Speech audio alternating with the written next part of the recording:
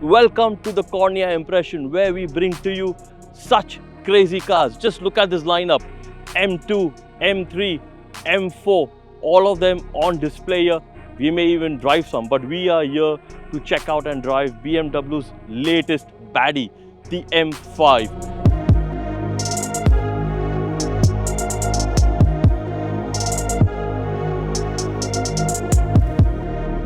Now, as you can see, this is a phenomenal looking thing. Yes, it looks like a baddie's car. That means it's not a hero car, it's a bad guy's car. And depending on which trim or color you choose, it even looks more badder than the next one.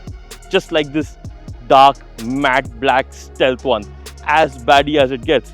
But I am twinning with these two cars over here. So weirdly, I end up twinning with the cars. So this red one and then the Nardo-ish grey one. What's new about the M5? Well, first of all, it's based on the brand new 5 Series. So the entire M kit or the entire M car is longer, wider and fatter than before. It's got the brand new front end of the 5 Series. Well, this is inspired by the BMW i5 electric car. That means this has a complete glow kit. This thing glows and illuminates. It's got a brand new front end, front diffuser over here, brand new headlights, and the M5 is wider than the regular 5 Series. So this is a much wider car, making it look absolutely spectacular in person. It definitely looks better than the regular 5 Series. Now, depending on which trim level you choose, you can get a full carbon pack on the body. That means carbon fiber roof, carbon fiber side mirrors, and the carbon fiber body kit. Let's talk about the sides of the brand new M5. Now, you can spec the 5 Series with carbon ceramic brakes, but this gets the regular steelies. Now, it's interesting. Usually, the 5 Series or the M5 used to have the badging over here, which has now been moved from here all the way until here. So this has the new M5 badging, and the M5 gets brand new fenders. So this is custom for the M5. So is the side kit, well, the side skirt kit, and the roof line and the rear fenders. That means this is a brand new body kit designed only for the M5, making the car look wider than before, more aggressive than before. So making it a very unique looking thing on the road. I genuinely think the M5 looks better than the 5 Series, which is a good thing, a very good thing. And now it's time to talk about the rear. The rear body kit, the spoiler, the roof, all of it can be specced with carbon fiber. That means you're adding a ton of costs to the car. But is it worth it? Up to you. If you love carbon fiber, go for it. It also gets the signature quad tip exhaust, which can obviously identify it as an M5. BMW will never let you forget that this car was made by their M performance division. There's M everywhere. There's M on the car seats. It's got the red and blue stitching everywhere.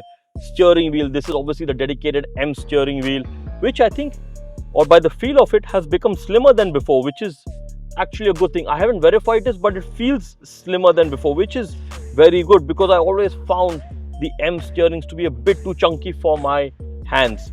But yeah, this looks and feels great. The build quality, surprisingly, actually is very good. I'm very impressed with how the whole look and feel is.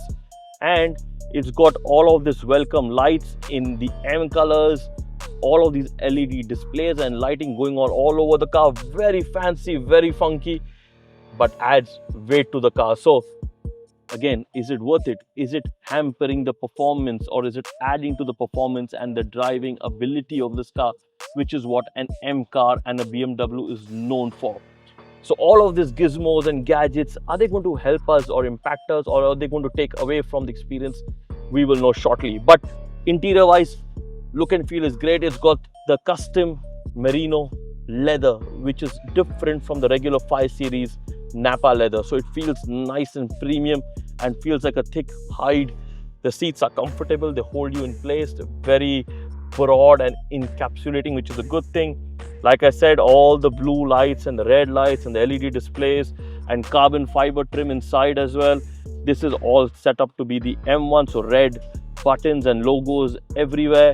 And the banging Bowers and Wilkins audio system, which obviously should be phenomenal to hear. Now, this car does not get a panoramic roof or a sunroof or a moonroof because the entire thing on top is carbon fiber. So yes, no panoramic roof because you're designed to drive this car, not go for a GT drive, proper track driving. So you're wondering what powers this car? Well, it's the same setup as the BMW XM. Now this is an all-wheel drive car. It's got a twin turbo V8 in the front with electric motor powering all four wheels, mated to an 8-speed ZF transmission. Now this car produces 726 horsepower with 1000 Newton meters of torque. It does 0 to 100 in roughly 3.5 seconds. Now that is blisteringly quick and weighs close to 2400 kilos. So it's going to be interesting to see what this car can do. In pure electric mode, this car can do 40 kilometers. So that means you can drive it around the city, do your stuff, go shopping, blah, blah, blah, all of that stuff only in pure EV mode. But decide you want to push it, it can do all the crazy things a sports car can. This is the beating heart of an M car, the powertrain.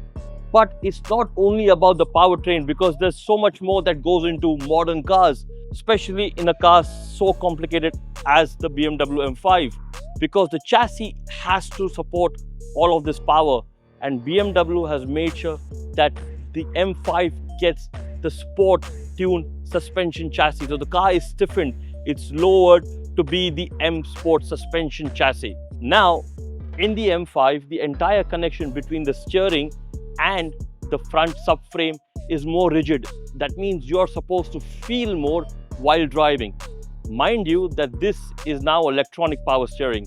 So definitely that takes away from the hydraulic power steering, but also makes steering inputs quicker, sharper, and also if you need rear wheel steering, this car can provide you with that. It also makes it more nimble. That means turning radiuses within the city, parking, or track handling is much more sharper. Time to drive it on track to see if this car is worth an M badge. Is it worth its legacy, history, pedigree, everything that an M BMW stands for? Is it worth all of that? We're going to know just in a moment.